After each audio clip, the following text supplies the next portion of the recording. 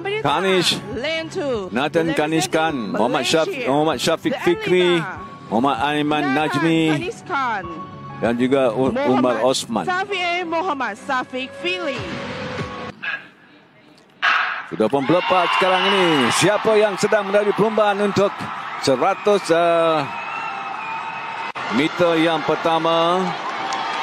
Pantas kita dapat lihat Thailand cuba untuk masuk lebih awal.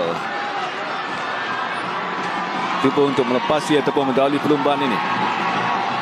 Malaysia berada di kedudukan belakang akhir sekali nampaknya. Filipina sudah mula mengorak langkah ke hadapan. Untuk 400 meter yang pertama masih. Sekarang ini kita lihat Vietnam di hadapan, cuba diberikan saingan oleh Thailand. Masih lagi Vietnam untuk mendahului perlombaan ini. Diikuti dengan Thailand di kedudukan yang kedua. Persaingan di antara Vietnam dan Thailand. Apakah Thailand akan dapat merampas kembali pingat emas dalam acara ini? Sudah pun hampir memintas pelari kedua Vietnam. Thailand sudah pun berada di hadapan sekarang ini. Mendahului perlombaan sambil diekori rapat oleh Filipina, oleh Vietnam. Thailand dan Vietnam sekarang ini berentak. Dipintas kembali oleh Vietnam. Vietnam berjaya merampas kedudukan tempat yang pertama sekarang ini. Tempat yang kedua cuba dipintas kembali oleh pelari Thailand. Bagaimana Thailand hampir-hampir dapat memintas. Sudah kepenatan nampaknya, tetapi masih lagi dapat dikekalkan oleh Vietnam. Melepaskan kepada pattern kepada pelari yang ketiga. Diikuti dengan tempat yang kedua Thailand. Masih lagi Vietnam di hadapan. Di manakah kedudukan Malaysia pada ketika ini? Kita harapkan pingat untuk negara kita, tetapi nampaknya kita ketinggalan jauh saya kira. Tetapi Thailand sudah mencuba untuk merapatkan kedudukan dengan Vietnam yang sedang mendahului larian ini pada ketika ini.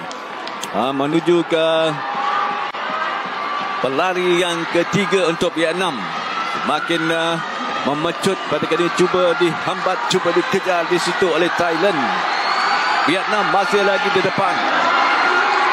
Sudah pun nampak kepenatan pelari Thailand. Vietnam semakin pantas sekarang ini. Terus untuk pelari terakhir, pelari ketiga sebenarnya, Joshua Robert Atkinson yang cuba untuk mengejar pelari ketiga Vietnam. Apakah Joshua Robert Atkinson mampu untuk sudah semakin dekat saya kira. Mungkin dia akan menjadi turning point untuk pasukan Thailand ataupun turnover yang mungkin akan berlaku selepas ini untuk Thailand merampas kedudukan tempat yang pertama. Persaingan sengit di antara Vietnam dan juga Thailand. Joshua Robert Atkinson sudah hampir dapat memintas. Thailand berada di hadapan kembali sekarang ini. Thailand sudah hampir mungkin boleh merampas kedudukan pingat emas seperti yang berlaku di Kedah. Berada kemenangan pingat emas untuk Thailand. Joshua Robert Atkinson menjadi hero kepada pasukan Thailand dan Malaysia menduduki tempat yang terakhir di tempat yang kelima. Dan inilah keputusan perlombaan. Thailand memecahkan rekod sukan C dengan 3 minit 03.07 diikuti Vietnam dan Singapura memenangi pingat gangsa dalam acara 4x400 meter tadi.